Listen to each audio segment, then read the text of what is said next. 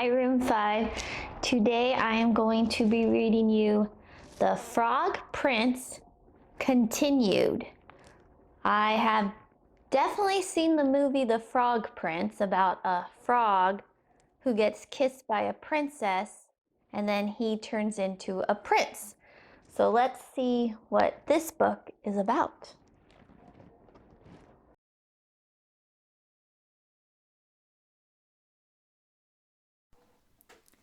The princess kissed the frog. He turned into a prince, and they lived happily ever after. Well, let's just say they lived sort of happily for a long time. Okay, so they weren't so happy. In fact, they were miserable. Stop sticking your tongue out like that, nagged the princess. How come you never want to go down to the pond anymore? Whined the prince. The prince and the princess were so unhappy they didn't know what to do.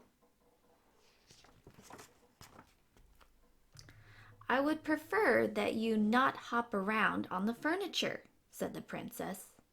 And it might be nice if you got out of the castle once in a while to slay a dragon or a giant or whatever. The prince didn't feel like going out and slaying anything. He just felt like running away. But then he reread his book, and it said right there at the end of the story, they lived happily ever after. The end. So he stayed in the castle and drove the princess crazy. Then one day, the princess threw a perfectly awful fit.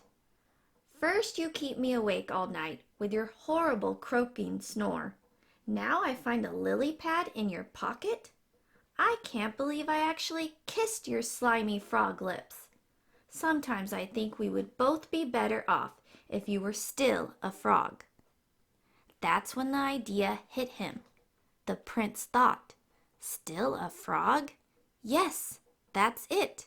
And he ran off into the forest looking for a witch who could turn him back into a frog. The prince hadn't gone far when he ran into just the person he was looking for. Miss Witch, excuse me, Miss Witch, I wonder if you could help me. Say, you're not looking for a princess to kiss, are you? Asked the witch. Oh, no, I've already been kissed. I'm the Frog Prince.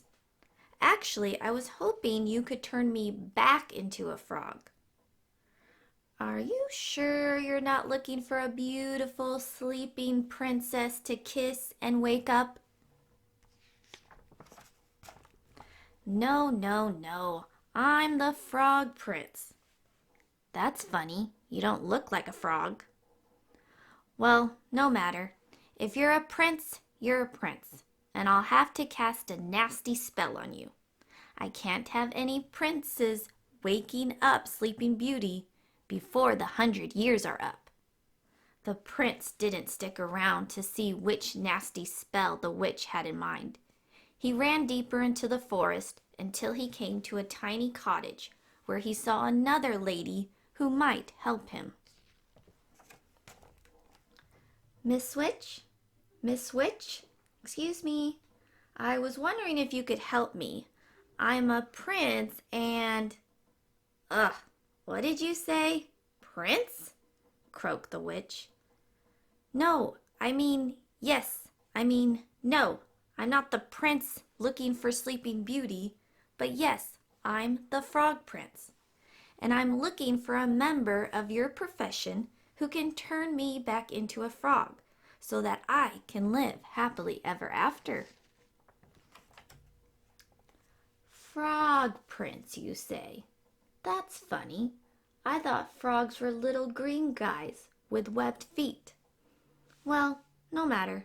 If you're a prince, you're a prince, and I can't have any princes rescuing Snow White. Here, how about you eat the rest of this apple? The prince, who knew his fairy tales and knew a poisoned apple when he saw one, didn't even stay to say, "No, thank you." He turned and ran deeper into the forest. Soon he came to a strange-looking house with a witch outside. Miss Witch? Miss Witch, excuse me. I was wondering if you could help me. I'm the frog." "If you're a frog, I'm the King of France," said the witch. No, I'm not a frog. I'm the Frog Prince.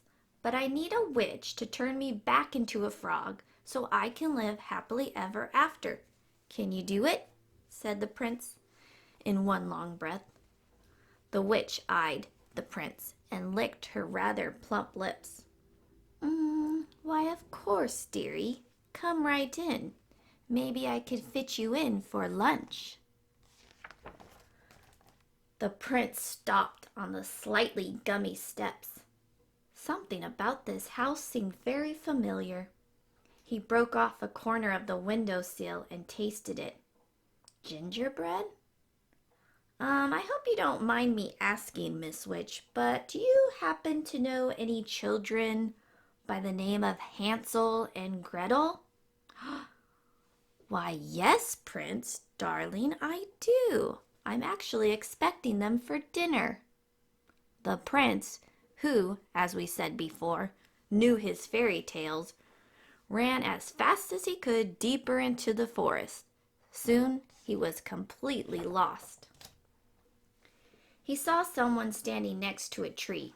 The prince walked up to her, hoping she wasn't a witch, for he'd quite had his full of witches.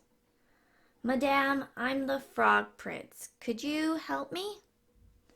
"Gosh, do you need it?" said the fairy godmother. "You are the worst-looking frog I've ever seen." "I am not a frog. I am the Frog Prince," said the prince, getting a little annoyed. "And I need someone to turn me back into a frog so that I can live happily ever after." "Well, I'm on my way to see a girl in the village who's about to go to a ball, but I suppose I could give it a try. I've never done frogs before, you know." And with the fairy godmother waved her magic wand and turned the prince into a beautiful carriage. The prince couldn't believe his rotten luck. The sun went down, the forest got spookier, and the prince became more and more frightened. "Oh, what an idiot I've been. I could be sitting at home with the princess living happily ever after. But instead I'm stuck here in the middle of this silly forest, turned into a silly carriage. Now I'll probably just rot and fall apart and live unhappily ever after." The prince thought these terrible, frightening kind of thoughts, and a few too awful to tell, until far away in the village the clock struck midnight. The carriage instantly turned back into his former prince self and ran by the light of the moon until he was safe inside his own castle. "Where have you been? I have been worried sick. You are 7 hours late, and your dinner is cold, and your clothes are a mess." The prince looked at the princess, who had believed him when no one else in the world had. The princess who had actually kissed his slimy frog lips. The princess who loved him. The prince kissed the princess, and they both turned into frogs, and they hopped off happily ever after. The end. So that was a funny story. I guess in the end they lived happily ever after being frogs instead of humans. I'll see you guys next time. Bye, Room 5.